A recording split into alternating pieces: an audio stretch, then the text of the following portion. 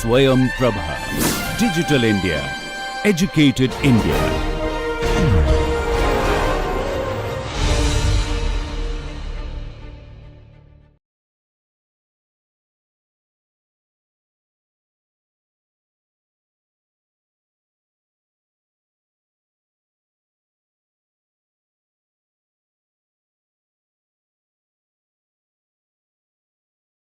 सत श्री अकाल प्यारे विद्यार्थियों, मैं professor doctor Aman Amrit Cheema, director and professor laws, Punjab university Chandigarh के रीजनल सेंटर लुधियाना विच पढ़ाती हाँ। अज आपां डिस्कस करांगे सेल बारे, विक्री बारे, जो provision transfer of property act 1882 विच है। सेल, जे असी सेल की गल करिए, हुण अज दा टॉपिक जिहड़ा है वो साडा सेल दे नाल रिलेटेड है, विक्री दे नाल रिलेटेड है। मेजरली असी इहदे विच पढ़ांगे उसदी परिभाषा, विक्री लई इकरारनामा, लागू करन दा तरीका जिहड़ा कि सैक्शन 54 दे विच दिता गया है, तोहफा परिभाषा सैक्शन 122 विच दिता गया है, ते तोहफे नूं लागू करन दा तरीका। ये अज दे लैक्चर 8 विच असी इस दे बारे कुछ गलबात करांगे, कुछ डिस्कशन करांगे। जदों भी एक प्रॉपर्टी बेची जाती है तो बेचण दा मूल रूप की है, बुनियाद की है, किहड़े वाले राइट्स सानू प्रॉपर्टी च मिलते हैं जदों बेची जाती है। जिहड़ा तां बायर है उसदे कोल 3 मूल राइट्स जिहड़े है, 3 बेसिक राइट्स जिहड़े है वो मिलते हैं। पहला तो है उन्होंने right to title, exclusive right to title मिलता है, मालकी का विशेष अधिकार। ओदे नाम ते प्रॉपर्टी है, ओदे नाम दी ही प्रॉपर्टी है, ओदे नाम ते ही रहेगी। ये विशेष अधिकार सिर्फ उस बायर नूं मिलता है, किसी होर नूं नहीं। दूसरा जिहड़ा राइट मिलता है वो है exclusive right to possess and enjoy the property, जायदाद रखण अते इसका आनंद लैण दा विशेष अधिकार। एक्सक्लूसिव मतलब विशेष, जिहड़ा सिर्फ ते सिर्फ बायर कोल ही है, to enjoy the property, to possess the property. हाँ, वो अगे चाहे तो अगे किराएदार रख सकता है, उस तो बाद वो पोजैशन उसनू दे सकता है, बट मेन ओनरशिप जिहड़ी है वो उसदे कोल रहेगी। तीसरा जिहड़ा राइट है वो राइट है एक्सक्लूसिव राइट ऑफ एलियनेशन। इहदे विच बड़ी गल ये है जिहड़ी कंसर्न विच आंदी है कि वो किसी नूं बेदखली का भी राइट दे सकता है, ते वो उसनू अगे वेचण का भी राइट दे सकता है। सो ये 3 मेजर राइट्स है जिहड़े कि एक बायर नूं मिलते हैं जदों सेल की जाती है। हुण सेल मेजरली 2 प्रकार की हुंदी है, संपूर्ण सेल ते अंशक सेल, और यू कैन से अंशक ट्रांसफर, एब्सोल्यूट ट्रांसफर ते पार्शियल ट्रांसफर। एब्सोल्यूट ट्रांसफर मतलब कि प्रॉपर्टी दे विच जिन्ने भी राइट्स है वो सारे दे सारे मिल जाते हैं एब्सोल्यूटली, पूरे राइट्स जिहड़े असीं उपर पूरी गल कीती है, टाइटल दा राइट, पोजैशन दा राइट ते उसनू बेचण दा राइट जिहड़ा है वो मिल जाता है, वो सिर्फ सेल दे विच ही मिलता है। सो 2 तरीके दियां मेजरली ट्रांसफर्स हुंदियां हैं, एक तो है एब्सोल्यूट ट्रांसफर, दूसरी है पार्शियल। एब्सोल्यूट ट्रांसफर विच सारे दे सारे राइट्स दे दिते जाते हैं, बट पार्शियल ट्रांसफर दे विच कुछ राइट्स जिहड़ा है वो ट्रांसफरर अपने कोल रखता है, सारे दे सारे राइट्स नहीं दिते जाते। सेल दे विच सारे राइट्स मिल जाते हैं, पर लीज ते मॉर्टगेज दे विच सारे राइट्स नहीं मिलते। लीज दे विच जदों तुसीं एक प्रॉपर्टी नूं किराए ते दिन्ने हो तो उसनूं पोजैशन दा राइट तो दिन्ने हो, बट ओनरशिप दा राइट नहीं दिंदे, मलकीयत नहीं दिंदे। वैसे ही मॉर्टगेज भी जदों तुसी कोई प्रॉपर्टी गिरवी रखते हो तो तुसी ओनरशिप दा राइट नहीं दिंदे, बट उसनू कुछ राइट दिंदे हो। वो राइट की है ਕਿ ਕੱਲ ਅਗਰ ਤੁਸੀਂ ਪੇਮੈਂਟ ਨਹੀਂ ਕਰ ਪਾਉਂਦੇ ਤਾਂ ਉਹਦੇ ਕੋਲ ਰਾਈਟ ਹੈ ਉਸ ਨੂੰ ਸੇਲ ਕਰਨ ਦਾ, ਉਸ ਪ੍ਰਾਪਰਟੀ ਨੂੰ ਵੇਚਣ ਦਾ। ਕਈ ਕਿਸਮਾਂ ਦੀਆਂ ਮੌਰਗੇजेस ਹੈ, ਉਹ ਜਦੋਂ ਅਸੀਂ ਮੌਰਗੇਜ ਦਾ ਟੌਪਿਕ ਕਰਾਂਗੇ ਤਾਂ ਇਲੈਬੋਰੇਟਲੀ ਮੈਂ ਤੁਹਾਨੂੰ ਸਮਝਾਉਂਗੀ ਕਿ ਹਰ ਕਿਸਮ ਦੀ ਮੌਰਗੇਜ ਵਿੱਚ ਇੱਕ ਅਲੱਗ ਕਿਸਮ ਦਾ ਰਾਈਟ ਦਿੱਤਾ ਜਾਂਦਾ ਹੈ। ਅੱਗੇ ਵਧਦੇ ਹੋਏ ਅਸੀਂ ਡੈਫੀਨੇਸ਼ਨ ਦੀ ਹੁਣ ਗੱਲ ਕਰੀਏ। ਸੇਲ ਦੀ ਡੈਫੀਨੇਸ਼ਨ ਕੀ ਹੈ? Sale is a transfer of ownership in exchange for a price paid or promised or part paid and part promised। ਵਿਕਰੀ ਇੱਕ ਅਦਾ ਕੀਤੀ ਜਾਂ ਵਾਅਦਾ ਕੀਤੀ ਜਾਂ ਅੰਸ਼ਕ ਭੁਗਤਾਨ ਕੀਤੀ ਅਤੇ ਅੰਸ਼ਕ ਵਾਅਦਾ ਕੀਤੀ ਕੀਮਤ ਦੇ ਬਦਲੇ ਮਾਲਕੀ ਦਾ ਤਬਾਦਲਾ ਹੈ। ਇਸ ਦਾ ਕੀ ਮਤਲਬ ਹੈ ਕਿ ਸੇਲ ਦੇ ਵਿੱਚ ਤੁਸੀਂ ਟ੍ਰਾਂਸਫਰ ਕਰਦੇ ਹੋ ਕਿਸ ਚੀਜ਼ ਦੀ? ਓਨਰਸ਼ਿਪ ਦੀ। ਤੁਸੀਂ ਸਾਰੇ ਰਾਈਟ ਦੇ ਦਿੰਦੇ ਹੋ, ਪ੍ਰੋਪਰਟੀ ਦੇ ਓਨਰਸ਼ਿਪ ਦਾ ਰਾਈਟ ਦੇ ਦਿੰਦੇ ਹੋ in exchange for a price paid, ਕਿ ਪ੍ਰਾਈਸ ਜਿਹੜੀ ਉਹ ਪੇ ਕਰੇਗਾ ਜਾਂ ਉਹਨੇ ਪ੍ਰੋਮਿਸ ਕੀਤੀ ਹੈ ਮੈਂ ਅੱਗੇ ਪੇ ਕਰਾਂਗਾ, ਜਾਂ ਅੱਧੀ ਉਸਨੇ ਅੱਜ ਦੇ ਦਿੱਤੀ ਹੈ ਤੇ ਪ੍ਰੋਮਿਸ ਕੀਤੀ ਹੈ ਕਿ ਮਹੀਨੇ ਬਾਅਦ ਜਾਂ 2 ਮਹੀਨੇ ਬਾਅਦ ਜਾਂ 6 ਮਹੀਨੇ ਬਾਅਦ ਉਹ ਤੁਹਾਨੂੰ ਬਾਕੀ ਦੀ ਰਹਿੰਦੀ ਹੋਈ ਕੀਮਤ ਪੂਰੀ ਕਰੇਗਾ। ਇਸ ਨੂੰ ਇਲੈਬੋਰੇਟਲੀ ਅਸੀਂ ਅੱਗੇ ਡਿਸਕਸ ਕਰਾਂਗੇ। ਜਿਹੜੀਆਂ ਮੇਜਰਲੀ ਵਿਸ਼ੇਸ਼ਤਾਵਾਂ ਵਿਕਰੀ ਵਿੱਚ ਦੇਖੀਆਂ ਜਾਂਦੀਆਂ ਹੈ ਉਹ ਹੈ ਪਾਰਟੀਜ਼ ਟੂ ਦ ਸੇਲ। ਵਿਕਰੀ ਲਈ ਧਿਰਾਂ, ਪਾਰਟੀਜ਼ ਟੂ ਦ ਸੇਲ। ਦੂਸਰਾ ਹੈ ਵਿਕਰੀ ਦਾ ਵਿਸ਼ਾ, subject matter of the sale. ਤੀਸਰਾ ਹੈ ਕੀਮਤ ਤੇ ਚੌਥਾ ਹੈ ਫਾਰਮੈਲਿਟੀਜ਼ ਫॉर ਇਫੈਕਟਿੰਗ ਅ ਸੇਲ, ਕਿ ਵਿਕਰੀ ਕਰਨ ਲਈ ਰਸਮੀ ਕਾਰਵਾਈਆਂ, ਕੀ ਰਸਮਾਂ ਪੂਰੀਆਂ ਕਰਨੀਆਂ ਪੈਂਦੀਆਂ ਹੈ। ਇਹਨਾਂ ਚਾਰਾਂ ਪੁਆਇੰਟਾਂ ਨੂੰ ਅਸੀਂ ਇੱਕ ਇੱਕ ਕਰਕੇ ਫਰਦਰ ਡਿਸਕਸ ਕਰਾਂਗੇ। ਪਾਰਟੀਜ਼ ਟੂ ਦ ਸੇਲ, ਵਿਕਰੀ ਲਈ ਕੌਣ ਪਾਰਟੀਜ਼ ਹੁੰਦੀਆਂ ਹੈ?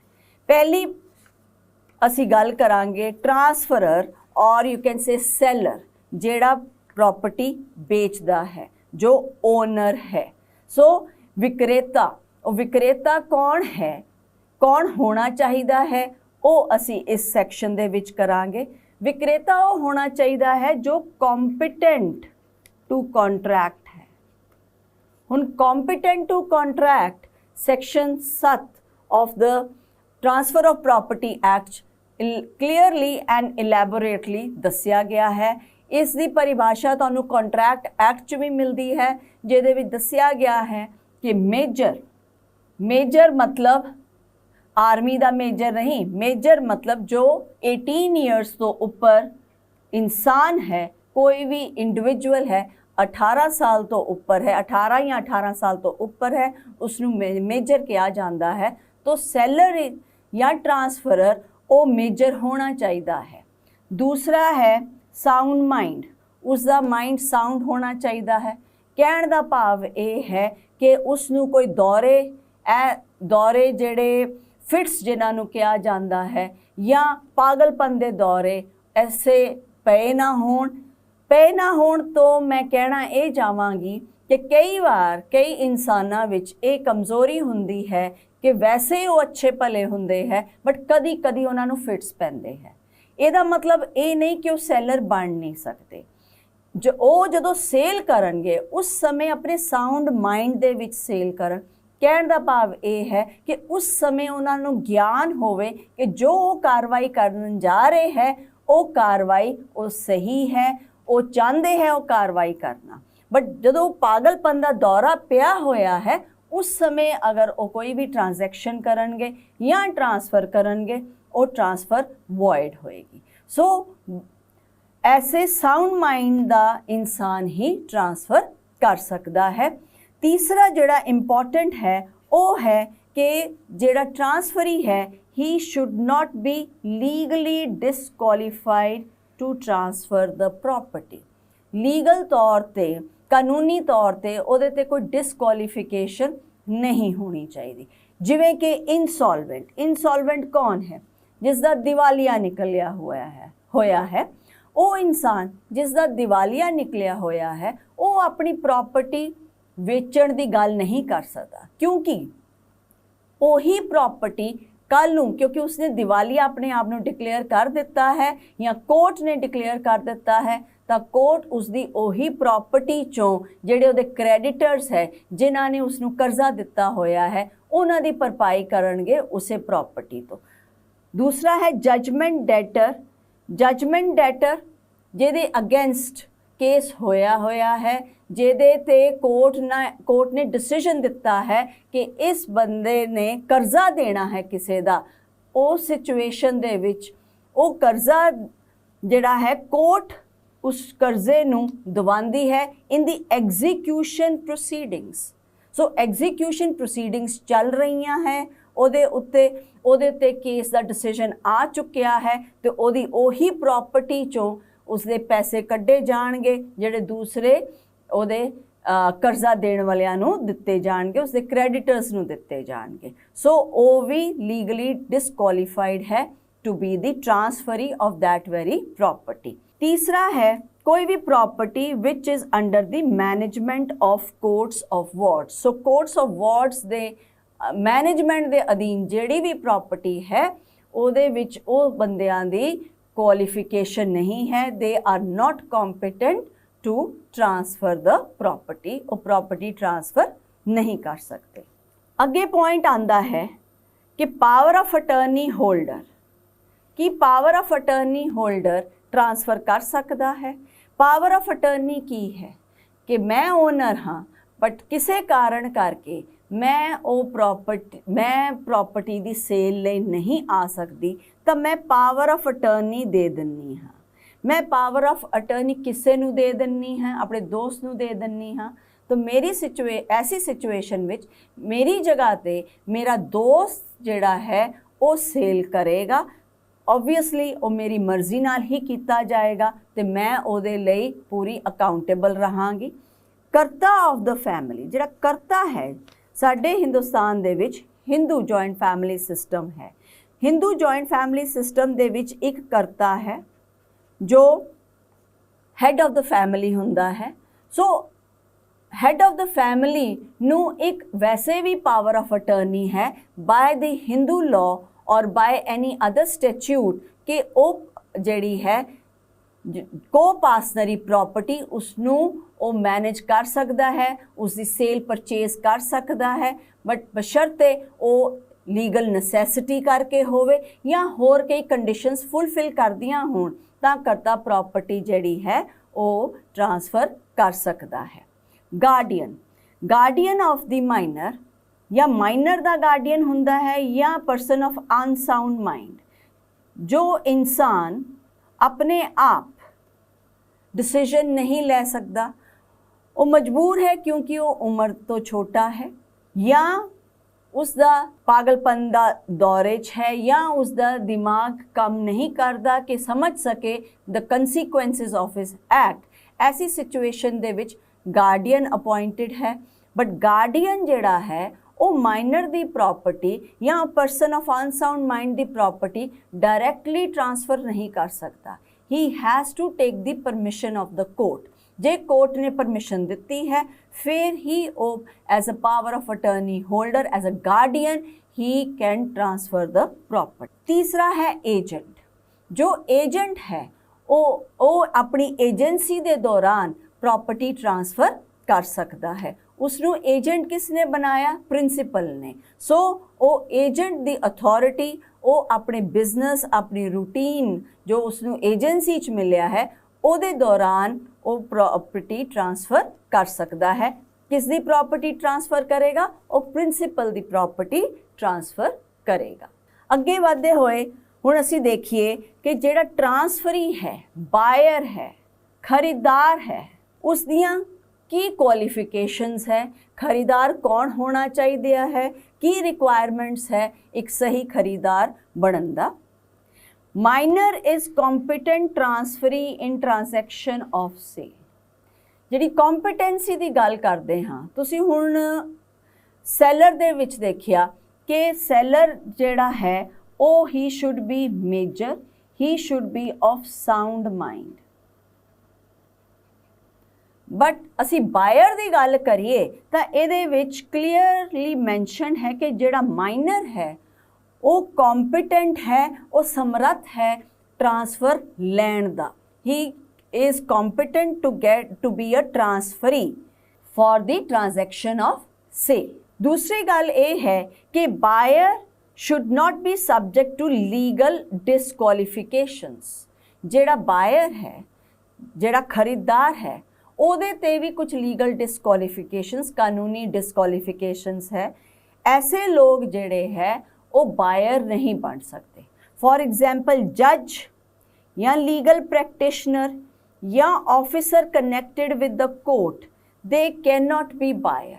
सपोज उस प्रॉपर्टी का मुद्दा किसी कोर्ट दे विच चल रहा है, उस प्रॉपर्टी दे बायर ये लोग नहीं हो सकते। कौन? जिहड़े कोर्ट दे विच जज है या उस कोर्ट दे विच ओ वकील दा काम कर रहे है या उस कोर्ट दे विच ओ रीडर है या होर जिहड़े अफसर हुंदे है विच who are connected with the court, ओ लोग लीगली डिसक्वालीफाइड हुंदे है। वे क्यों डिसक्वालीफाइड हुंदे है कि लॉ ने किया है कि ये लोगों की अदालत दे विच कार्रवाई हो रही है। सो ये पॉसिबिलिटी है कि ये लोग जिहड़े है इन्फ्लुएंस कर सकन उस जजमेंट नूं। सो इस वजह नाल ये लोग डिसक्वालीफाइड बाय द लॉ है।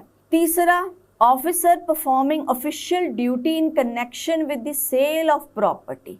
सपोज कोर्ट दे डिसीजन तो बाद उस प्रॉपर्टी नूं बेचण दा डिसीजन दे दिता गया है। सो जिहड़ी भी अदालत दा या जिहड़ी भी ऑफिसर दा, एग्जीक्यूटिव ऑफिसर भी तुसी कह सकते हो, या कोई भी officer who is appointed by the court for the sale of that particular property, वो खुद परचेजर नहीं बन सकता। जो ऑक्शन करवा रहा है वो उस प्रॉपर्टी दा, वो खुद परचेजर नहीं बन सकता। नेक्स्ट कैरेक्टरिस्टिक फीचर या विशेष characteristic of sale is subject matter of sale. Subject matter के विक्री दा विषा सब्जेक्ट मैटर की है, केड़ी चीज़ बेची जा सकती है ते केड़ी चीज़ बेची नहीं जा सकती। सो इहदे विच क्लीयरली मैंशनड है अचल जायदाद। ट्रांसफर ऑफ प्रॉपर्टी एक्ट 1882 जिवें कि मैं पहला दस्या है कि ये खासकर इमूवेबल प्रॉपर्टी ना रिलेटेड है। सेल, परचेज या एनी ट्रांजैक्शन और any transfer relating to immovable property. ऐसा नहीं है कि इस दे विच प्रोविजनस नहीं है मूवेबल प्रॉपर्टी दे, बट कुछ प्रोविजनस जिस तरह ये 1 तो लैके 30 तक दे provisions they relate to both movable and immovable. ये जिहड़ियां प्रोविजनस है दोनों ते लागू हुंदियां हैं, मूवेबल ते भी ते इमूवेबल ते भी। बट जिहड़ी सेल दी प्रोविजन है सैक्शन 54 अंडर, ये एक्सक्लूसिवली इमूवेबल प्रॉपर्टी ते लगदी है। ते इमूवेबल प्रॉपर्टी दियां भी अगे 2 तरीके दियां किस्मां हन। वो की है? टेंजिबल प्रॉपर्टी ते इनटेंजिबल प्रॉपर्टी। टेंजिबल प्रॉपर्टी वो प्रॉपर्टी है जिसनूं तुसी देख सकते हो, जिसनूं तुसी टच कर सकते हो, जिसनूं तुसी सिर्फ महसूस ही नहीं उसनूं तुसी हथ ला के देख सकते हो। Tangible property. So tangible property दे विच की चीज़ां आंदियां है जिन्हां चीज़ां नूं देख सकते। इमूवेबल प्रॉपर्टी, इस चीज़ का ध्यान रखो कि इत्थे असीं गल इमूवेबल प्रॉपर्टी दी कर रहे हाँ। सो इहदे विच आ गया लैंड, इहदे विच आ गया हाउस, इस दे विच असीं मिनरल्स जिहड़ियां हैं सॉइल दे, साडी ज़मीन दे विच जिहड़े मिनरल्स हैं दे आर टेंजिबल प्रॉपर्टीज़। पेड़ जिहड़े है वो टेंजिबल प्रॉपर्टीज़ है। मिट्टी जिहड़ी है वो टेंजिबल प्रॉपर्टीज़ है। मार्शस, दलदल्स जिहड़ियां असीं कहने दलदल वाला एरिया, दलदल वाला लैंड है, वो भी इमूवेबल प्रॉपर्टी है ते टेंजिबल प्रॉपर्टी है।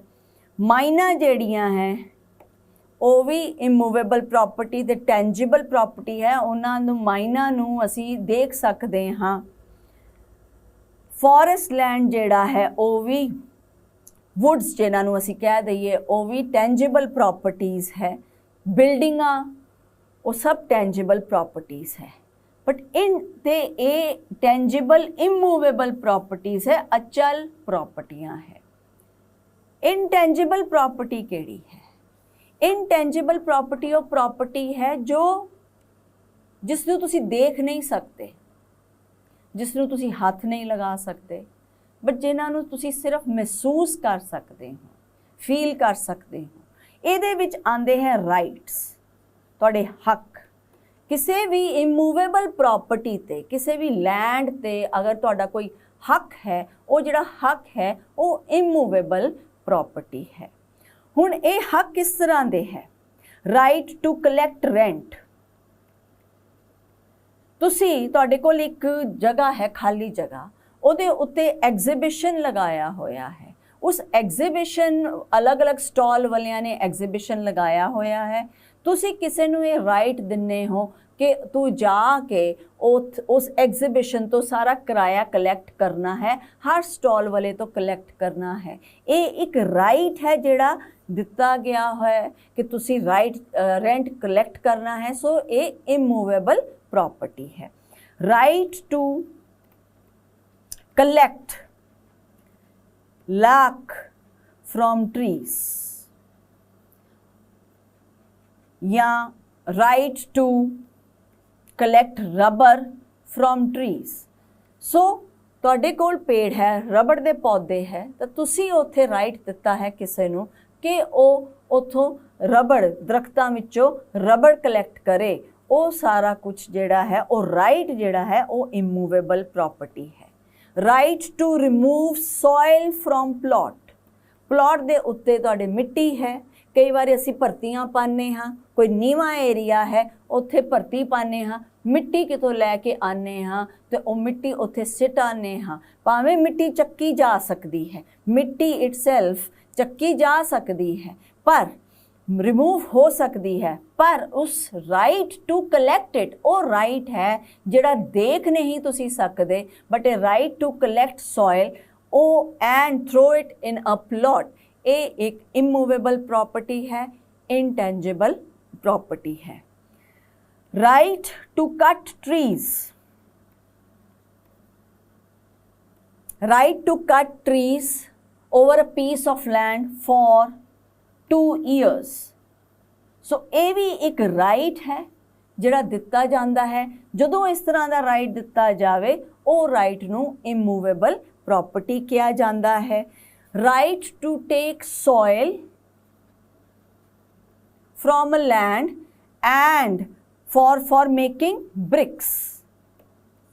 ब्रिकलिन्स तुसी देखे होंगे, पट्ठे देखे होंगे जिथे इट्टां बनदियां है। So right to take soil from a piece of land, उथों तुसी मिट्टी चक्की ते पट्ठे ते लैके गए ताकि ओदियां इट्टां बन सकन। ये सारे राइट्स है इमूवेबल प्रॉपर्टी दे उत्ते।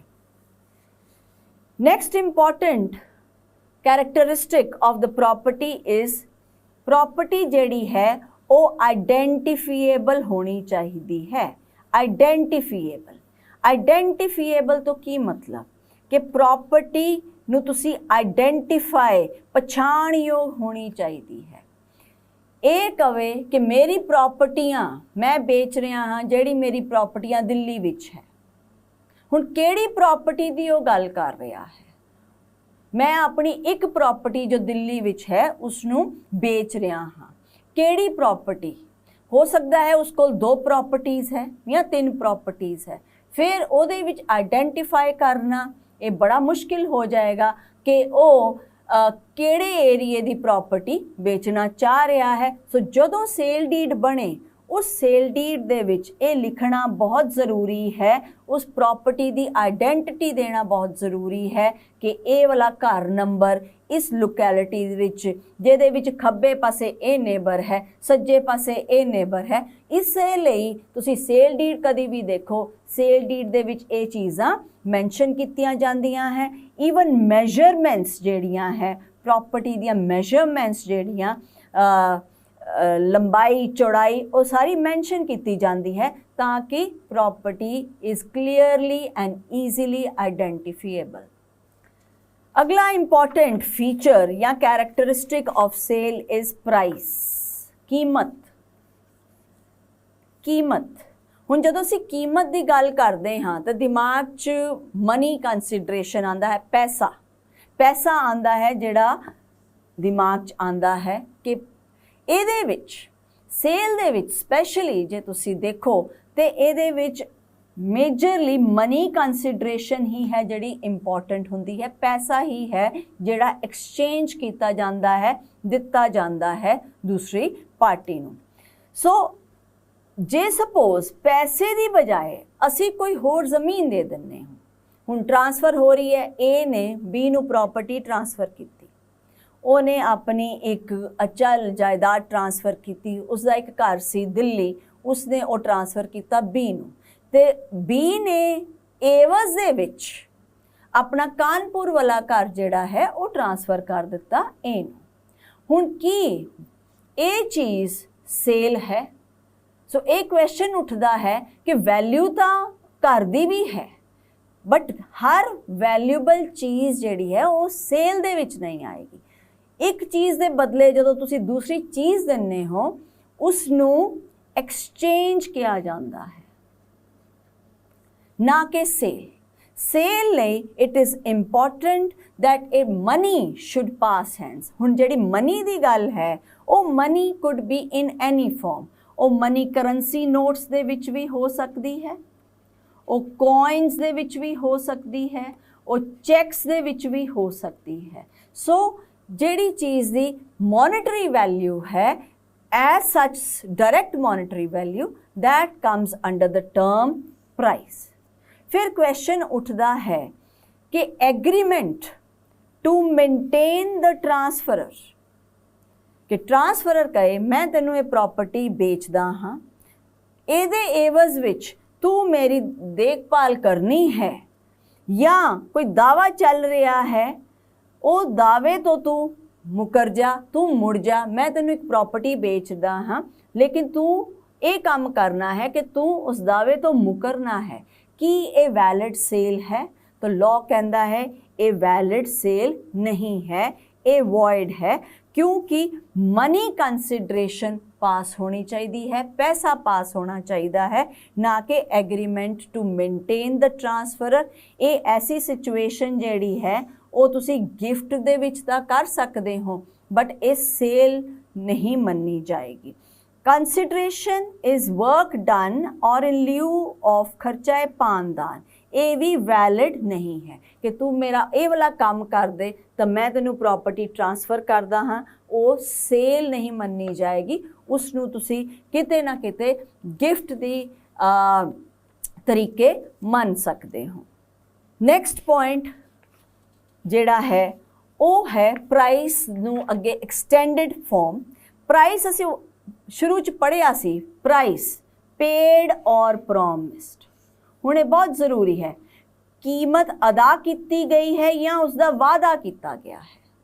सो जदों असी कहने हैं कि कीमत अदा की गई है कि उसी समय पे कर दी है, कहने का भाव है कि जदों रजिस्ट्री तुसी करवाण जाने हो सेल दी, उस समय तुसी तुरंत उसी टाइम ते सारे पैसे पे कर दिन्ने हो तां सेल वैलिड है। कि अगर तुसी प्रॉमिस करते हो कि अद्धा पैसा मैं तेनू हुण दिना है, अद्धा मैं 6 महीने बाद दांगा, तां तू अज दी डेट च मैनू सेल कर दे, कि ये वैलिड है?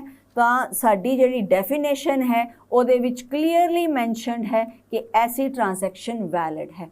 तुसी सेल अज दे डेट सपोज करो 20 मई नू सेल करते हो, रजिस्ट्री करवाण जाने हो, रजिस्ट्री दे टाइम ते जिहड़ा बी बायर है उसने अद्धी पेमेंट कर दी है ते उस रजिस्ट्री दे विच लिखिया होया है कि बाकी दी जिहड़ी अद्धी पेमेंट है वो 6 महीने बाद करेगा, बट मैं अज तो ही ये प्रॉपर्टी इसनू ट्रांसफर करदा हाँ, इसनू बेचदा हाँ। ऐसी सेल डीड वैलिड है क्योंकि प्रोविजन दे विच लिखिया होया प्राइस पेड और प्रॉमिस्ड टू बी पेड।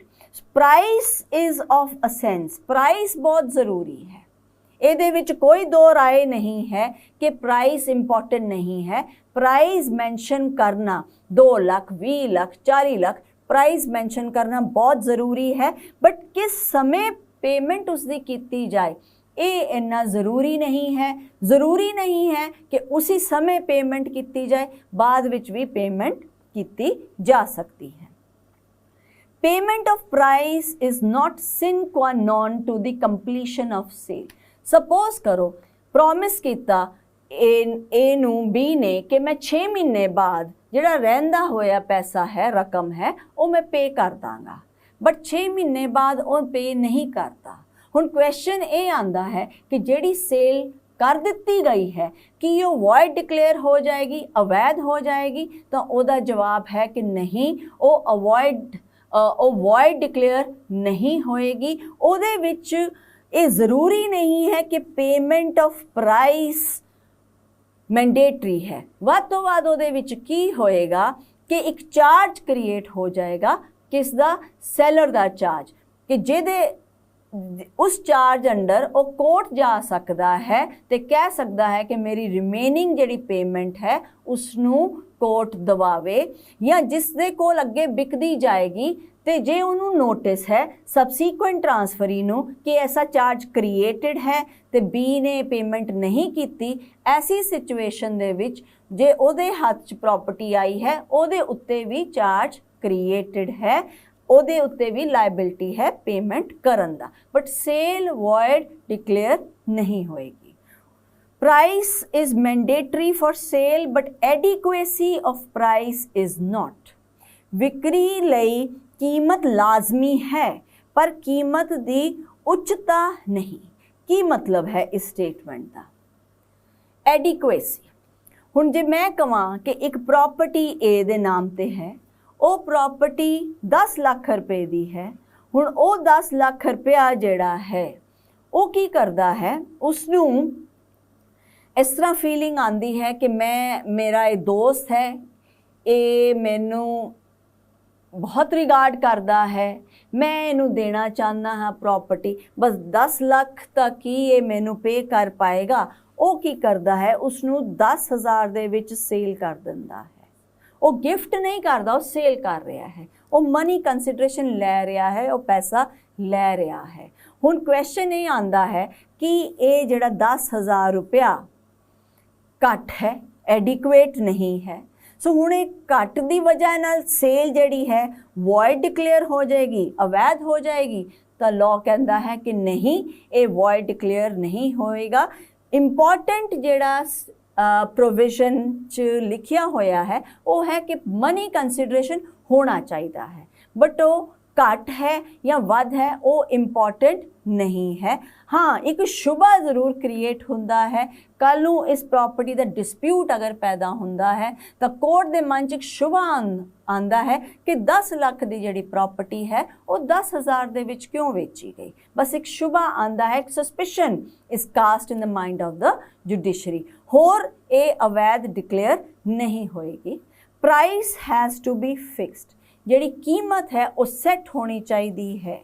कीमत मैं कीमत लई बेच रहा, मैं प्रॉपर्टी बेच रहा, बट उस दे विच अगर मैं लिखिया ही नहीं कि किन्ने दी बेच रहा, मैं स्पेसीफाई ही नहीं किया, मैं फिक्स ही नहीं किया, तो वो सेल नहीं मन्नी जाएगी। अगला मेन टॉपिक है discussion the formalities for effecting a sale, कि सेल जिहड़ी करदे हाँ उन्हों की फॉर्मैलिटीज़ पूरियां करनियां पैंदियां है, की ज़रूरतां है सेल करन लई। सेल करन लई सब तो पहला है कि जिहड़ी सेल डीड है और राइटिंग दे विच होनी चाहिए है। बहुत ज़रूरी है कि सेल ओरली तुसी नहीं कर सकते। इहदे विच क्यों असीं ये कह रहे हैं? क्योंकि असीं इत्थे इमूवेबल प्रॉपर्टी की गल कर रहे हैं। अगे डिस्कशन दे विच आएगा कि की चीज़ां ज़रूरी है, बट इमूवेबल प्रॉपर्टी जिसकी वैल्यू 100 रुपये या उस तो ज़्यादा है, उस प्रॉपर्टी लई जदों तुसी ट्रांसफ़र करनी है तो वो राइटिंग दे विच ट्रांसफ़र होनी चाहिए है, डीड लिखती होनी चाहिए है। दूसरी है वो प्रॉपरली अटैस्टेड होनी चाहिए है। हुण अटैस्टेशन का जदों असी लैक्चर किया सी ਜੇ ਤੁਹਾਨੂੰ ਧਿਆਨ ਹੋਵੇ ਤਾਂ ਉਹਦੇ ਵਿੱਚ ਅਸੀਂ ਕਲੀਅਰਲੀ ਦੱਸਿਆ ਸੀ ਕਿ 2 ਜਾਂ 2 ਤੋਂ ਜ਼ਿਆਦਾ ਜਿਹੜੇ ਅਟੈਸਟਿੰਗ ਵਿਟਨੈਸ ਹੋ ਸਕਦੇ ਹੈ, ਉਹ ਵਿਟਨੈਸ ਅਟੈਸਟ ਕਰਦੇ ਹੈ ਵੈਰਾਸਿਟੀ ਵੈਰੀਫਿਕੇਸ਼ਨ ਆਫ ਦ ਡਾਕੂਮੈਂਟ, ਕਿ ਜਿਹੜਾ ਸੈਲਰ ਹੈ ਉਸਨੇ ਆਪਣੀ ਹੋਸ਼ ਹਵਾਸ ਦੇ ਵਿੱਚ ਤੇ ਉਸਨੇ ਆਪਣੀ ਮਰਜ਼ੀ ਨਾਲ ਇਹ ਚੀਜ਼ ਵੇਚੀ ਹੈ। ਤੇ ਤੀਸਰਾ ਜਿਹੜਾ ਇੰਪੋਰਟੈਂਟ ਹੈ ਉਹ ਰਜਿਸਟ੍ਰੇਸ਼ਨ ਕਰਵਾਉਣਾ ਜ਼ਰੂਰੀ ਹੈ। ਜਿਹੜੀ ਸੇਲ ਡੀਡ ਹੈ ਉਸ ਦੀ ਰਜਿਸਟ੍ਰੇਸ਼ਨ ਮੈਂਡੇਟਰੀ ਹੈ। ਅਗਰ ਉਹ 100 ਰੁਪਏ ਜਿਹੜੀ ਪ੍ਰੋਪਰਟੀ ਹੈ ਉਸ ਦੀ ਵੈਲਿਊ 100 ਰੁਪਏ ਜਾਂ 100 ਰੁਪਏ ਤੋਂ ਜ਼ਿਆਦਾ ਹੈ ਤਾਂ ਉਸ ਸੇਲ ਡੀਡ ਦੀ ਰਜਿਸਟ੍ਰੇਸ਼ਨ ਮੈਂਡੇਟਰੀ ਹੈ, ਕੰਪਲਸਰੀ ਹੈ। ਸੋ ਇਹ 3 ਚੀਜ਼ਾਂ ਜਿਹੜੀਆਂ ਹੈ ਇਹ ਫਾਰਮੈਲਿਟੀਜ਼, ਇਹ ਜ਼ਰੂਰਤਾਂ ਪੂਰੀਆਂ ਕਰਨੀਆਂ ਪੈਣਗੀਆਂ to make a sale deed. ਅੱਗੇ ਹੈ ਇਸ ਗੱਲ ਦੀ ਜਾਂਚ ਕਰਨ ਦੀ ਜ਼ਰੂਰਤ ਹੈ ਕਿ ਇੱਕ ਡੀਡ ਨੂੰ ਰਜਿਸਟਰ ਕਰਵਾਉਣਾ ਪਏਗਾ ਜਾਂ ਨਹੀਂ। ਹੁਣ ਸੇਲ ਡੀਡ ਦੀ ਜਦੋਂ ਅਸੀਂ ਗੱਲ ਕਰੀਏ ਕਿ ਇਹ ਮੈਂਡੇਟਰੀ ਹੈ ਉਸ ਨੂੰ ਰਜਿਸਟਰ ਕਰਵਾਉਣਾ ਜਾਂ ਨਹੀਂ, ਇਹ ਕਿੱਦਾਂ ਡਿਸਾਈਡ ਕਰਾਂਗੇ? ਇਹਦੇ ਵਿੱਚ ਜਾਇਦਾਦ ਦੀ ਕੀਮਤ ਦੇਖੀ ਜਾਏਗੀ ਕਿ ਜਾਇਦਾਦ ਦੀ ਕੀ ਕੀਮਤ ਹੈ, ਨਾ ਕਿ ਰਕਮ ਦੀ। ਕਈ ਵਾਰੀ ਐਸਾ ਹੋ ਸਕਦਾ ਹੈ ਕਿ ਜਾਇਦਾਦ ਦੀ ਕੀਮਤ 10 ਲੱਖ ਰੁਪਇਆ ਹੈ ਬਟ ਉਸ ਨੂੰ ਅਸੀਂ 10,000 ਦੇ ਵਿੱਚ ਵੇਚ ਰਹੇ ਹਾਂ, ਜਾਂ ਕਈ ਵਾਰੀ ਐਸਾ ਵੀ ਹੋ ਸਕਦਾ ਹੈ ਕਿ ਕੀਮਤ 10,000 ਦੀ ਹੋਵੇ ਪ੍ਰਾਪਰਟੀ ਦੀ ਬਟ ਉਸ ਨੂੰ ਅਸੀਂ 1 ਲੱਖ ਰੁਪਏ ਦੇ ਵਿੱਚ ਵੇਚ ਰਹੇ ਹਾਂ। ਹੋ ਸਕਦਾ ਹੈ, ਪੋਸਿਬਿਲਿਟੀ ਹੈ। ਸੋ ਐਸੀ ਸਿਚੁਏਸ਼ਨ ਵਿੱਚ ਕੀ ਉਹ ਪ੍ਰਾਪਰਟੀ ਦੀ ਰਜਿਸਟ੍ਰੇਸ਼ਨ ਦੀ ਰਿਕੁਆਇਰਮੈਂਟ ਹੈ ਜਾਂ ਨਹੀਂ ਹੈ, ਇਹ ਡਿਪੈਂਡ ਕਰੇਗਾ ਪ੍ਰਾਈਸ ਆਫ ਦੀ property, the market value of the property. So ਉਸ ਪ੍ਰੋਪਰਟੀ ਦੀ ਕੀਮਤ ਦੇ ਹਿਸਾਬ ਨਾਲ ਹੀ ਡਿਸਾਈਡ ਕੀਤਾ ਜਾਏਗਾ, ਨਾ ਕਿ ਜੋ ਉਸ ਨੂੰ ਰਕਮ ਜਾਂ ਪੈਸਾ ਮਿਲਿਆ ਹੈ ਉਸ ਦੇ ਬੇਸਿਸ ਤੇ।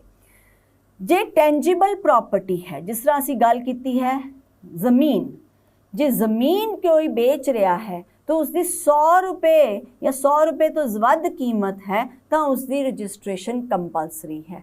ਬਟ ਜੇ ਇਨਟੈਂਜੀਬਲ ਪ੍ਰੋਪਰਟੀ ਹੈ, ਜਿਸ ਤਰ੍ਹਾਂ ਅਸੀਂ ਪਹਿਲਾਂ ਗੱਲ ਕੀਤੀ ਰਾਈਟਸ ਬਾਰੇ, ਹੁਣ ਜੇ ਇਨਟੈਂਜੀਬਲ ਪ੍ਰੋਪਰਟੀ ਹੈ ਤਾਂ ਉਹਦੇ ਵਿੱਚ ਉਸ ਦੇ ਵਿੱਚ ਵੈਲਿਊ ਇੰਪੋਰਟੈਂਟ ਨਹੀਂ ਹੈ ਕਿ ਉਸ ਇਨਟੈਂਜੀਬਲ ਪ੍ਰੋਪਰਟੀ ਦੀ 100 ਰੁਪਏ ਕੀਮਤ ਹੈ ਜਾਂ 100 ਤੋਂ ਜ਼ਿਆਦਾ, ਵਾਟ ਐਵਰ ਬੀ ਇਟਸ ਕਾਸਟ, ਉਸ ਸਿਚੁਏਸ਼ਨ ਦੇ ਵਿੱਚ ਉਹ ਪ੍ਰੋਪਰਟੀ रजिस्टर करवाना मैंडेटरी है, कंपलसरी है। अगे चलते हैं असी के इफेक्ट्स ऑफ रजिस्ट्रेशन, के रजिस्ट्रेशन करवाना ज़रूरी है कि नहीं जिथे रजिस्ट्रेशन मैंडेटरी है, या कह लीए कि रजिस्ट्रेशन मैंडेटरी है, कंपलसरी है, तो उन्होंने करवाने दे फायदे की है, उहदे कंसीक्वेंसिस की है, उहदा इंपैक्ट की है। ਜਦੋਂ ਰਜਿਸਟ੍ਰੇਸ਼ਨ ਇੱਕ ਵਾਰ ਰਜਿਸਟ੍ਰੇਸ਼ਨ ਹੋ ਜਾਣ ਤੋਂ ਬਾਅਦ ਵਿਕਰੀ ਡੀਡ ਤੇ ਲਾਗੂ ਹੋਣ ਦੀ ਮਿਤੀ ਤੋਂ ਮਾਲਕੀ ਪਾਸ ਹੋ ਜਾਂਦੀ ਹੈ। ਜਿਸ ਦਿਨ ਡਾਕੂਮੈਂਟ ਰਜਿਸਟਰ ਹੋਇਆ, ਸੇਲ ਡੀਡ ਰਜਿਸਟਰ ਹੋਇਆ, ਉਸੇ ਦਿਨ ਤੋਂ ਕੀ ਸੇਲ ਹੋਈ ਕਿ ਉਸ ਤੋਂ ਪਹਿਲਾਂ ਸੇਲ ਹੋਈ। ਫॉर एग्जांपल ਕਈ ਵਾਰੀ ਅਸੀਂ ਦੇਖਿਆ ਹੈ ਕਿ ਇੱਕ ਪ੍ਰਾਪਰਟੀ ਹੈ, ਉਸ ਦੀ ਅਸੀਂ ਰਜਿਸਟਰੀ ਕਰਵਾਉਣ ਜਾਂਦੇ ਹਾਂ। ਪਹਿਲਾਂ ਕੀ ਕਰਦੇ ਹਾਂ ਕਿ ਸੇਲ ਡੀਡ ਨੂੰ ਟਾਈਪ ਕਰਵਾਉਂਦੇ ਹਾਂ, ਅਸੀਂ ਡੀਡ ਰਾਈਟਰ ਕੋਲ ਜਾਂਦੇ ਹਾਂ, ਉਹ ਟਾਈਪ ਕਰਦਾ ਹੈ। ਟਾਈਪ ਕਰਕੇ ਸਪੋਜ਼ ਇੱਕ ਪਾਰਟੀ 30 ਮਈ ਨੂੰ ਗਈ, ਉਸਨੇ ਟਾਈਪ ਕਰਵਾਇਆ ਡਾਕੂਮੈਂਟ, ਉਸਨੇ ਖੁਦ ਸਾਈਨ ਕੀਤਾ ਇਨ ਦ ਪ੍ਰੈਜ਼ੈਂਸ ਆਫ ਦੀ ਵਿਟਨੈਸਿਸ, ਫਿਰ ਵਿਟਨੈਸਿਸ ਨੇ ਸਾਈਨ ਕੀਤਾ। ਹੁਣ ਉਹ ਰਜਿਸਟਰਾਰ ਦੇ ਆਫਿਸ 'ਚ ਗਏ ਟੂ ਰਜਿਸਟਰ ਇਟ। ਹੁਣ ਜਦੋਂ ਰਜਿਸਟਰਾਰ ਦੇ ਆਫਿਸ ਵਿੱਚ ਜਾਂਦੇ ਹੈ ਤਾਂ ਰਜਿਸਟਰਾਰ ਮੌਜੂਦ ਨਹੀਂ ਹੈ, ਜਾਂ ਇਹਨਾਂ ਨੂੰ ਰਜਿਸਟਰ ਕਰਵਾਉਣ ਦੀ ਡੇਟ ਨਹੀਂ ਮਿਲਦੀ ਹੈ, ਤਾਂ ਰਜਿਸਟਰ ਕੀਤਾ ਜਾਂਦਾ ਹੈ ਸਪੋਜ਼ 6 ਜੂਨ ਨੂੰ। 6 ਜੂਨ ਨੂੰ ਜਦੋਂ ਰਜਿਸਟਰ ਹੋ ਗਿਆ, ਹੋਣ ਤੋਂ ਬਾਅਦ ਕਦੋਂ ਮੰਨਿਆ ਜਾਏਗਾ ਕਿ ਇਹ ਪ੍ਰਾਪਰਟੀ ਦੇ ਸਾਰੇ ਰਾਈਟਸ ਜਾਂ ਸੇਲ ਕਦੋਂ ਹੋਈ? ਮੰਨਿਆ ਜਾਏਗਾ ਕਿ ਸੇਲ 30 ਮਈ ਨੂੰ ਹੋਈ ਜਦੋਂ ਡੀਡ ਐਗਜ਼ੀਕਿਊਟ ਕੀਤੀ ਗਈ, ਬਟ ਰਜਿਸਟ੍ਰੇਸ਼ਨ ਚਾਹੇ 6 ਜੂਨ ਨੂੰ ਹੋਈ, ਬਟ ਉਹਨੂੰ ਐਗਜ਼ੀਕਿਊਟ ਇੰਟੈਂਸ਼ਨ ਕਦੋਂ ਸੀ ਉਸ ਨੂੰ ਹੱਕ ਦੇਣ ਦੀ, ਟ੍ਰਾਂਸਫਰ ਕਰਨ ਦੀ, ਉਹ ਹੈ 30 ਮਈ। ਸੋ ਇਹ ਜ਼ਰੂਰੀ ਹੈ ਕਿ ਜਦੋਂ ਰਜਿਸਟ੍ਰੇਸ਼ਨ ਕੰਪਲਸਰੀ ਨੇ ਹੈ, ਜੇ ਰਜਿਸਟ੍ਰੇਸ਼ਨ ਨਹੀਂ ਕੀਤੀ ਹੈ ਤਾਂ ਟਾਈਟਲ ਪਾਸ ਨਹੀਂ ਹੋਏਗਾ। ਸਿੰਪਲੀ 30 ਮਈ ਵਾਲਾ ਡਾਕੂਮੈਂਟ ਸਾਈਨ ਕਰ ਦਿੱਤਾ, बट उसनू रजिस्टर नहीं किया, टाइटल पास नहीं होएगा, ओनरशिप राइट नहीं मिलणगे। तीसरा है अनरजिस्टर्ड सेल डीड ਜਿਹੜੀ है, सपोज जिस तरह मैं क्या कि 30 मई ਦੀ सेल डीड कर ਦਿੱਤੀ गई है बट उसनू रजिस्टर नहीं किया गया, 6 जून ਨੂੰ रजिस्टर किया गया। ਹੁਣ ਇਹ टाइम पीरियड ਜਿਹੜਾ है ਇਹਦੇ ਵਿੱਚ ਕੀ राइट है एक बायर ਦੇ ਕੋਲ, ਇਹ ਜਿਹੜਾ अनरजिस्टर्ड सेल डीड है। नैक्सट इज कि ਜਦੋਂ ਅਸੀਂ ਘਰ ਦੀ डिलीवरी ਦਿੰਨੇ ਹਾਂ, सो घर ਤਾਂ उठा के जिस तरह मूवेबल प्रॉपर्टी ਅਸੀਂ ਸਕੂਟਰ ਕਿਸੇ ਨੂੰ बेच दिन्ने हाँ, साइकिल बेच दिन्ने हाँ, कोई फर्नीचर का पीस बेच दिन्ने हाँ। ਜਦੋਂ फर्नीचर का पीस बेचा जाता ਅਸੀਂ फर्नीचर उठा के दिन्ने हाँ, सो वो फर्नीचर मूवेबल प्रॉपर्टी है। सो merely by delivery of possession you can give that property to the other person, but immovable property ਤਾਂ उठा के ਤੁਸੀਂ ਦੇ नहीं सकते। इमूवेबल प्रॉपर्टी दे विच तुसी अगर देना है तो उसदियां घर दियां चाबियां देओगे, तो घर दियां चाबियां दा मतलब ये है कि घर दी पोजैशन दे दित्ती गई है। सो लॉ रैकगनाइज करता है कि 2 तरीके नाल ਜਿਹੜੀ ट्रांसफर है वो हो सकती है किसी भी प्रॉपर्टी ते। पहली है रजिस्टर करन ते, दूसरी है delivery of possession. So movable property या एनी प्रॉपर्टी इमूवेबल प्रॉपर्टी जिहदी 100 रुपए तो घट कीमत होवे उसनू बाय डिलीवरी ऑफ पोजैशन तुसी दे सकते हो चाबियां दे के। अगर तुसी इमूवेबल प्रॉपर्टी है जिहदे विच रजिस्ट्रेशन कंपलसरी है, उत्थे तुसी by register deed he transfer दे सकते हो।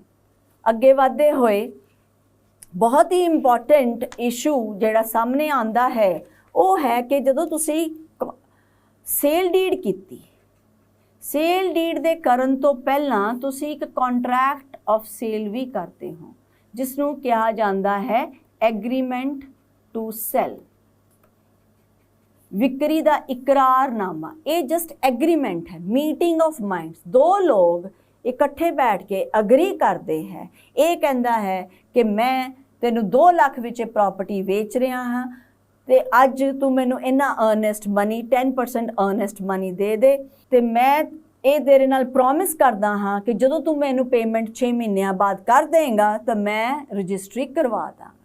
तो दूसरी पार्टी वालों ये एग्रीमेंट है कि 6 महीने दे अंदर अंदर मैं तुहानू पूरी पेमेंट कर दवांगा। ये है agreement to sale. Sale deed है जो फाइनल पूरी पेमेंट मिल जाती है, उस तो बाद जिहड़ा सैलर है अपने सारे राइट्स प्रॉपर्टी दे बायर नूं दिंदा है। बट एग्रीमेंट टू सेल या कॉन्ट्रैक्ट ऑफ सेल दे विच सारे राइट्स नहीं दिते जाते। ये जस्ट एक एग्रीमेंट है 2 पार्टियां दा कि असी ये ट्रांजैक्शन ये सेल अगे करनी है। उहदे एवज च कुछ पैसा पास हो भी सकता है या नहीं भी हो सकता। हुण ये एग्रीमेंट टू सेल है, ये फ्यूचर की गल करता है कि फ्यूचर विच ये पेमेंट तैनूं मैं पूरी करांगा ते फ्यूचर विच ही असी रजिस्ट्री कराओगे। हुण क्वेश्चन ये आंदा है कि ये जिहड़ा इकरारनामा ये लिखती रूप विच होना चाहिए है कि दोनों पार्टियां दे साइन होने कंपलसरी है।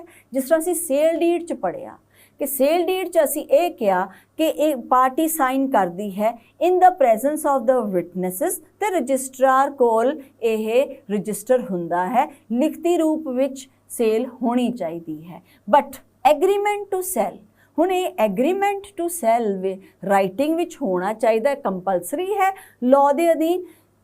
इंडियन रजिस्ट्रेशन एक्ट है वो ये कहता है कि जिहड़ा एग्रीमेंट टू सेल है ऑप्शनल है, इसनूं रजिस्ट्रेशन जिहड़ी है इहदी ऑप्शनल है।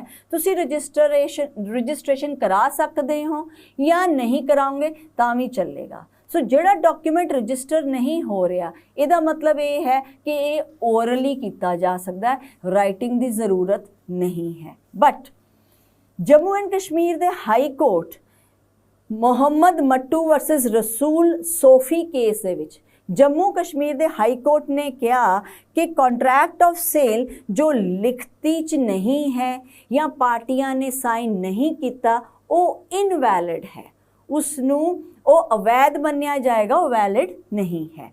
पर दूसरे तरफ तो आंध्र प्रदेश का हाई कोर्ट है उसने दूसरे केस दे विच कहा कि एग्रीमेंट टू सेल जिहड़ा है वो ओरली भी हो सकता है, उसकी ज़रूरत नहीं कि ये राइटिंग विच होवे, साइंड होवे, क्योंकि इसकी रजिस्ट्रेशन कंपलसरी नहीं है।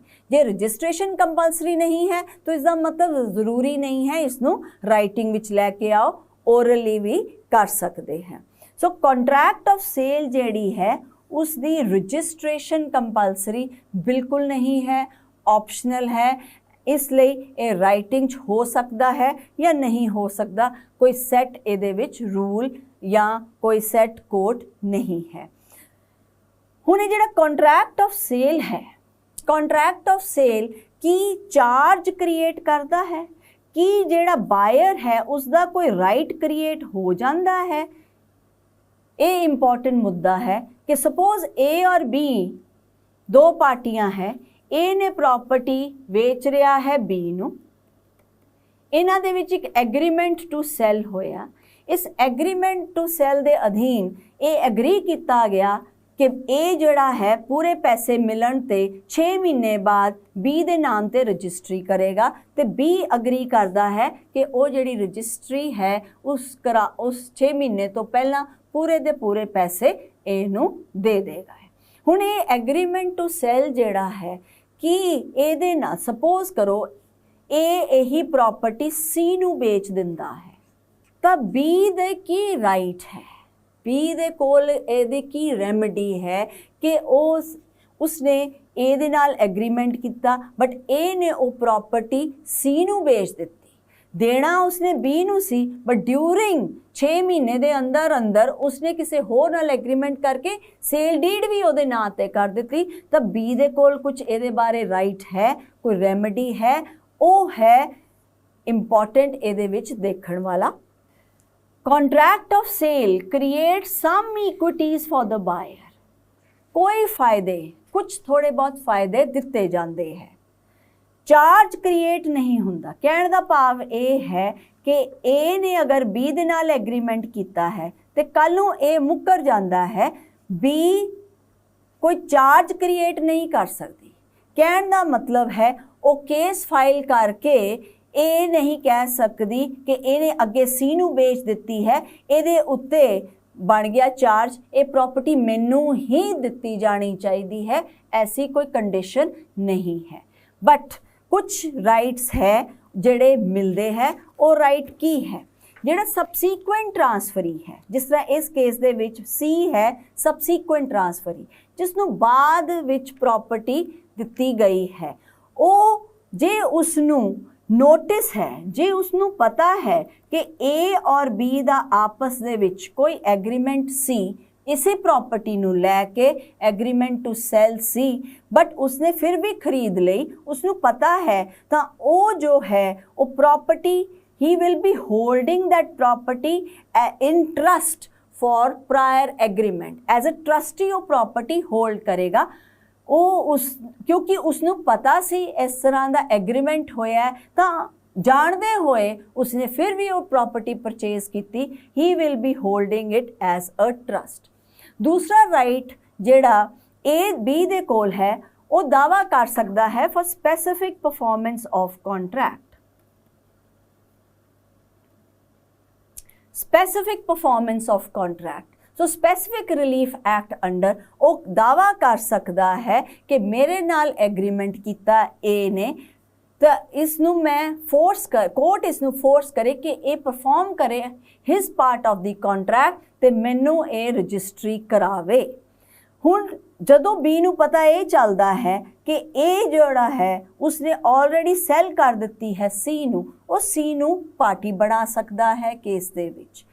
ऐसी सिचुएशन दे विच अगर ये पता चलता है कि सी नू इसका नोटिस सी, तो कोर्ट वो प्रॉपर्टी सी तो लैके बी नू दे देगी, but a burden of proof to prove कि इसका नोटिस सी नू सी, एक किस ते रहेगा, ए बी ते रहेगा कि उसनू नॉलेज सी फिर भी उसने किया। बट अगर कई बारी यूजुअली ऐसा देखा गया है क्योंकि एग्रीमेंट टू सैल जिहड़ा है वो रजिस्ट्रेशन उसकी कंपलसरी नहीं है, क्योंकि ये रजिस्ट्रेशन कंपलसरी नहीं है, ओरली भी हो सकता है।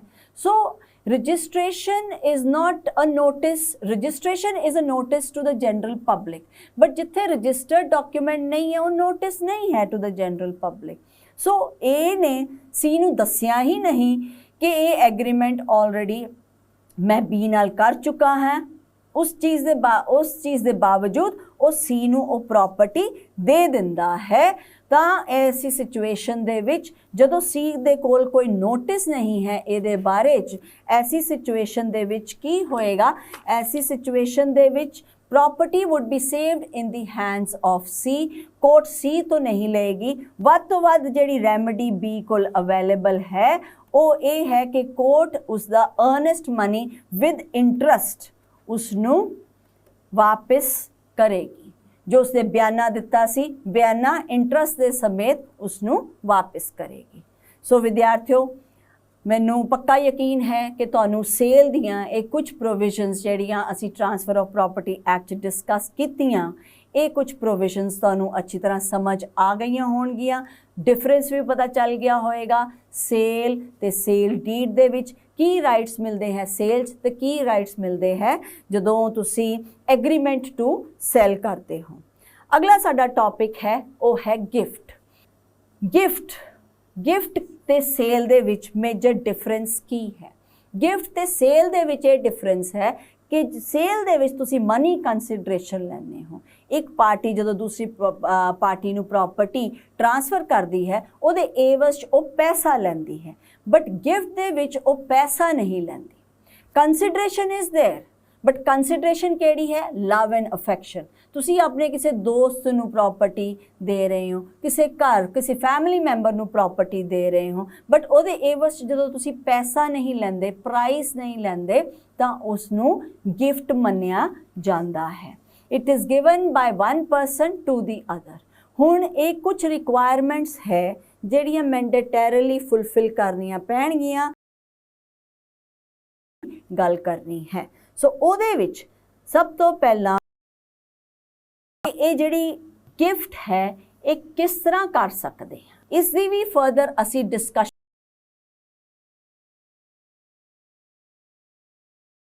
अगे बढ़ते हुए हुण असी एसेंशियल फीचर्स ते आने हाँ कि गिफ्ट दे एसेंशियल फीचर्स की है। पहली गल तो है पार्टीज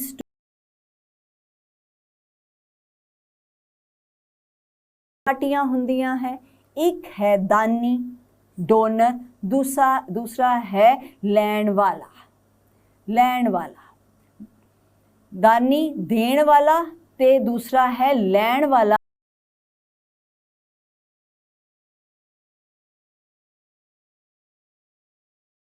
ਇਹਦੇ ਤੇ ਵੀ ਕੰਪੀਟੈਂਸੀ ਚੈੱਕ ਕਰਨੀ ਹੈ, कौन लोग है जड़ा गिफ्ट दे सकते हैं कि हर इंसान गिफ्ट दे सकता है, तो ਉਹਦੇ ਵਿੱਚ भी असी चेक करनी है कि डोनर कौन हो सकता है। की माइनर गिफ्ट दे सकता है? ਉਹਦੇ ਵਿੱਚ है कि माइनर ਜਿਹੜਾ है वो गिफ्ट नहीं दे सकता डायरेक्टली, ਉਹਦਾ गार्डियन गिफ्ट देगा, but guardian has to take the permission of the court. जे वो बिना कोर्ट दी परमिशन दे गिफ्ट दे दिंदा है माइनर दी प्रॉपर्टी दा, ते वो वॉइड गिफ्ट होएगा। पहली गल। ते दूसरी गल ये है कि डोनर वही हो सकता है जो ओनर होएगा प्रॉपर्टी दा। सपोज एक किराएदार है, वो किराएदार ओनर नहीं है प्रॉपर्टी दा, वो प्रॉपर्टी गिफ्ट विच किसी होर नूं नहीं दे सकता। सपोज एक मॉडगेजी है जिसने कोल प्रॉपर्टी मॉडगेज की गई है, एज अ सिक्योरिटी गिरवी रखी गई है, वो भी ओनर नहीं है प्रॉपर्टी का, इसलिए वो भी गिफ्ट नहीं दे सकता। So owner only can make a gift of that property, ते दूसरी उसनू ऑथोराइजेशन होवे कि वो गिफ्ट दे सकता है। हुण ऑथोराइजेशन फॉर एग्जाम्पल जिस तरह मैं तुहानू कहा power of attorney holder, power of attorney holder नू ऑथोराइजेशन है by the owner to make a gift. Agent है, ही कैन डू दैट, करता है वो भी प्रॉपर्टी जिहड़ी जॉइंट फैमिली प्रॉपर्टी नू गिफ्ट विच दे सकता है, बट उहदे विच उसनू ऑथोराइजेशन चाहिदी है कि ना दी को पार्टनर्स दी ऑथोराइजेशन ਕੋ ਪਾਰਟਨਰਸ ਜਿਹੜੇ ਸ਼ੇਅਰ ਹੋਲਡਰਸ ਹੈ ਉਸ ਪ੍ਰਾਪਰਟੀ ਦੇ ਉਹਨਾਂ ਦੀ ਉਸ ਨੂੰ ਮਨਜ਼ੂਰੀ ਚਾਹੀਦੀ ਹੈ। ਸੋ they should be competent to contract। ਇਹ important ਹੈ ਕਿ ਉਹ competent to contract ਹੋਣਾ ਚਾਹੀਦਾ ਹੈ। ਇਸੇ ਲਈ directly minor ਜਾਂ person of unsound mind ਇਸ ਨੂੰ ਟ੍ਰਾਂਸਫਰ ਨਹੀਂ ਕਰ ਸਕਦਾ, ਗਿਫਟ ਨਹੀਂ ਦੇ ਸਕਦਾ। ਉਹਦੇ ਵਿੱਚ ਉਸ ਦਾ ਗਾਰਡੀਅਨ ਹੈ ਜਿਹੜਾ ਉਸ ਨੂੰ ਰਿਪਰੈਜ਼ੈਂਟ ਕਰੇਗਾ ਤੇ ਗਿਫਟ ਦੇਗਾ। ਦੂਸਰੀ ਪਾਰਟੀ ਹੈ ਡੋਨੀ। ਹੁਣ ਇਹ ਜਿਹੜਾ ਡੋਨੀ ਹੈ, minor can be Doni, minor ਜੋ ਹੈ ਉਹ ਡੋਨੀ ਬਣ ਸਕਦਾ ਹੈ। ਸੋ ਕੰਪੀਟੈਂਸੀ ਦਾ ਕੁਐਸਚਨ ਜਿਹੜਾ ਹੈ ਡੋਨੀ ਲਈ ਨਹੀਂ ਆ ਸਕਦਾ। ਡੋਨੀ ਉਹ ਹੈ ਲੈਂਡ ਵਾਲਾ, so he is competent as a but ਉਹ ਅਸਰਟਨੇਬਲ ਹੋਣਾ ਚਾਹੀਦਾ ਹੈ। ਅਗਲਾ ਮੇਜਰ ਪੁਆਇੰਟ ਹੈ subject matter of gift. Again ਇਹਦੇ ਵਿੱਚ ਜਿਸ ਤਰ੍ਹਾਂ ਅਸੀਂ ਸੇਲ 'ਚ ਪੜ੍ਹਿਆ, ਮੂਵੇਬਲ ਪ੍ਰੋਪਰਟੀ, ਇਮੂਵੇਬਲ ਪ੍ਰੋਪਰਟੀ ਦੋਵੇਂ ਹੀ ਗਿਫਟ ਵਿੱਚ ਦਿੱਤੀਆਂ ਜਾ ਸਕਦੀਆਂ ਹੈ। Movable and immovable. ਤੇ ਕਿਸ ਤਰ੍ਹਾਂ ਦੇ ਅਧਿਕਾਰ ਕ੍ਰੀਏਟ ਕੀਤੇ ਜਾ ਸਕਦੇ ਹੈ? ਪਹਿਲਾ ਤਾਂ ਹੈ ਕਿ ਐਬਸੋਲਿਊਟ ਰਾਈਟ ਕ੍ਰੀਏਟ ਕੀਤਾ ਜਾ ਸਕਦਾ ਹੈ। ਜਦੋਂ ਪ੍ਰਾਪਰਟੀ ਤੁਸੀਂ ਗਿਫਟ 'ਚ ਦਿੰਦੇ ਹੋ ਤਾਂ ਉਹਦੇ ਵਿੱਚ ਤੁਸੀਂ ਕੰਪਲੀਟ ਰਾਈਟ ਕ੍ਰੀਏਟ ਕਰ ਸਕਦੇ ਹੋ ਕਿ ਤੂੰ ਓਨਰ ਹੈ, ਤੂੰ ਵੇਚ ਵੀ ਸਕਦਾ ਹੈ। ਬਟ ਇੱਕ ਲਿਮਿਟਿਡ ਰਾਈਟ ਕ੍ਰੀਏਟ ਕਰਨਾ ਮੀਨਸ ਕਿ ਲਾਈਫ ਇੰਟਰਸਟ ਕ੍ਰੀਏਟ ਕਰਨਾ। ਸਪੋਜ਼ ਇਹ ਪ੍ਰਾਪਰਟੀ ਆਪਣੀ ਵਾਈਫ ਨੂੰ ਗਿਫਟ ਵਿੱਚ ਦਿੰਦਾ ਹੈ ਤੇ ਕਹਿੰਦਾ ਹੈ ਕਿ ਤੂੰ ਤੈਅ ਉਮਰ ਇਸ ਪ੍ਰਾਪਰਟੀ ਤੇ ਰਹੇਂਗੀ, ਤੇਰੇ ਬਾਅਦ ਇਹ ਪ੍ਰਾਪਰਟੀ ਸਾਡੇ ਬੇਟੇ ਨੂੰ ਜਾਏਗੀ ਐਬਸੋਲਿਊਟਲੀ, ਜਿਹੜਾ ਬੇਟਾ ਉਹ ਹੀ ਓਨਰ ਰਹੇਗਾ, ਬਟ ਵਾਈਫ ਨੂੰ ਲਾਈਫ ਇੰਟਰਸਟ ਕ੍ਰੀਏਟ ਕੀਤਾ ਗਿਆ ਹੈ, ਇਸ ਲਈ ਇਹ ਵੈਲਿਡ ਹੈ। ਅਗਲਾ ਇੰਪੋਰਟੈਂਟ ਪੁਆਇੰਟ ਹੈ ਕਿ gift must B made with free and voluntary consent, ਕਿ ਜਿਹੜਾ ਗਿਫਟ ਦੇ ਰਿਹਾ ਹੈ ਉਹ ਹੈ ਡੋਨਰ ਆਪਣੀ ਮਰਜ਼ੀ ਨਾਲ ਉਹ ਗਿਫਟ ਦੇ ਰਿਹਾ ਹੈ, ਵੋਲੰਟੈਰਲੀ ਦੇ ਰਿਹਾ ਹੈ ਤੇ ਉਹਦੇ ਤੇ ਕੋਈ ਫਰਾਡ, ਅਨਡਿਊ ਇਨਫਲੂਐਂਸ, ਕੋਈ ਜ਼ੋਰ ਜ਼ਬਰਦਸਤੀ ਨਹੀਂ ਹੈ, ਆਪਣੀ ਮਰਜ਼ੀ ਨਾਲ ਗਿਫਟ ਦੇ ਰਿਹਾ ਹੈ ਤੇ ਉਸਦੀ ਇੰਟੈਂਸ਼ਨ ਹੈ ਗਿਫਟ ਦੇਣ ਦੀ ਕਿ ਡੀਡ ਵੇਲੇ ਉਹ ਤੋਂ ਸਾਈਨ ਕਰਵਾ ਲੇ, ਲੇਕਿਨ ਉਸਨੂੰ ਪਤਾ ਹੀ ਨਹੀਂ ਕਿ ਇਹ ਗਿਫਟ ਡੀਡ ਹੈ, ਉਹ ਗਿਫਟ ਡੀਡ ਵੋਇਡ ਰਹੇਗੀ। ਜਦੋਂ ਅਸੀਂ ਅਨਡਿਊ ਇਨਫਲੂਐਂਸ ਦੀ ਗੱਲ ਕਰੀਏ, ਅਨਡਿਊ ਇਨਫਲੂਐਂਸ ਕੀ ਹੈ? ਅਨਡਿਊ ਇਨਫਲੂਐਂਸ ਇਹ ਹੈ ਕਿ ਕਈ ਵਾਰ ਦੋ ਪਾਰਟੀਆਂ ਦੇ ਵਿੱਚ ਆਪਸ ਦਾ ਐਸਾ ਰਿਲੇਸ਼ਨਸ਼ਿਪ ਹੁੰਦਾ ਹੈ ਕਿ ਉਹਦਾ ਇੱਕ ਦਾ ਦੂਸਰੇ ਤੇ ਇੱਕ ਇਨਫਲੂਐਂਸ ਰਹਿੰਦਾ ਹੈ। For example father and son ਦਾ ਰਿਲੇਸ਼ਨਸ਼ਿਪ ਹੈ, ਗੁਰੂ ਡਿਸਾਈਪਲ ਦਾ ਰਿਲੇਸ਼ਨਸ਼ਿਪ ਹੈ, ਡਾਕਟਰ ਪੇਸ਼ੈਂਟ ਦਾ ਰਿਲੇਸ਼ਨਸ਼ਿਪ ਹੈ। ਉਹਦੇ ਵਿੱਚ ਇੱਕ ਪਾਰਟੀ ਤੇ ਇਨਫਲੂਐਂਸ ਜਨਰੇਟ ਕੀਤਾ ਜਾ ਸਕਦਾ ਹੈ ਕਿਉਂਕਿ they are in that position. ਐਸੀ ਸਿਚੁਏਸ਼ਨ ਦੇ ਵਿੱਚ 3 ਸਟੇजेस ਦਾ ਧਿਆਨ ਰੱਖਣਾ ਪਏਗਾ ਜਦੋਂ ਗਿਫਟ ਦਿੱਤੀ ਜਾ ਰਹੀ ਹੈ।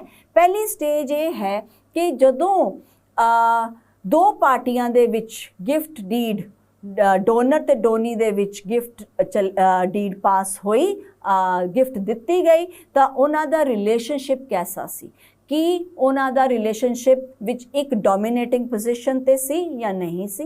ਅਗਰ ਸੀ ਡੋਮੀਨੇਟਿੰਗ ਪੋਜੀਸ਼ਨ ਤੇ ਦੂਸਰੀ ਚੀਜ਼ ਜਿਹੜੀ ਦੇਖਣੀ ਪਏਗੀ ਕਿ ਕੀ ਦੂਸਰੀ ਪਾਰਟੀ ਡੋਨੀ ਨੇ ਆਪਣਾ ਇਨਫਲੂਐਂਸ ਜਤਾਇਆ ਉਹ ਪ੍ਰਾਪਰਟੀ ਲੈਣ ਤੇ, ਕੀ ਉਸ ਦਾ ਇਨਫਲੂਐਂਸ ਸੀ ਕਿ ਨਹੀਂ, ਇਹ ਚੀਜ਼ ਪ੍ਰੂਵ ਕਰਨੀ ਪਏਗੀ। ਤੇ ਤੀਸਰਾ ਹੈ ਕਿ ਬਰਡਨ ਆਫ ਪ੍ਰੂਫ ਜਿਹੜਾ ਹੈ ਉਹ ਡੋਨੀ ਕੌਣ ਹੈ? ਜਿਹੜਾ ਪਾਰਟੀ ਇਨਫਲੂਐਂਸ਼ੀਅਲ ਪੋਜੀਸ਼ਨ ਤੇ ਹੈ, ਉਸ ਤੇ ਬਰਡਨ ਆਫ ਪ੍ਰੂਫ ਹੋਏਗਾ ਟੂ ਪ੍ਰੂਵ ਕਿ ਉਸਨੇ ਕਿਸੇ ਕਿਸਮ ਦਾ ਅਨਡਿਊ ਇਨਫਲੂਐਂਸ ਜਨਰੇਟ ਨਹੀਂ ਕੀਤਾ।